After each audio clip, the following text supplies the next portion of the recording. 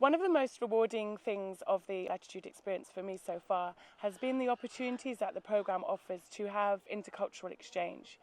As volunteers, we are living in host families, local Ghanaian families in the community who are really can really provide great insights into the local culture.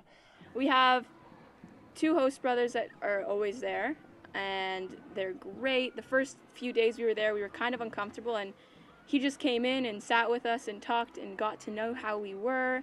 We have Sister Linda, and she makes our food. She cooks for us. Our host dad, he's great. He's the reverend in the church at the school. Great family. They're absolutely amazing. They're so welcoming, and you couldn't ask for anything better. Like you couldn't have anything better. So our house is actually right on the school complex, which is really nice. We get to just kind of wake up in the morning and head right into school. We don't have to take a bus or a taxi or walk or anything. The amenities we have, so like electricity, we do have running water, but it's kind of on and off. Sometimes it comes, sometimes it doesn't. Same the electricity, we have power outages, at least daily. But I don't think it's too bad. I think it's quite easy to cope with because you don't really need the electricity here. It's just for charging your phone or your camera or something. So right now I'm outside of my host home, and the host mom that I live with is the director of the school, and we live in a room just across from her, but we have a lot of privacy, and she has a little son that we hang out with and his friend who boards here, so we have lots of endless amusement.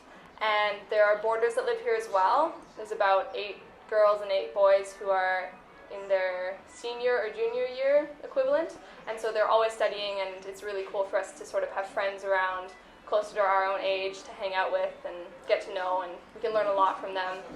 The necessities you have available to you aren't the same as you have back home.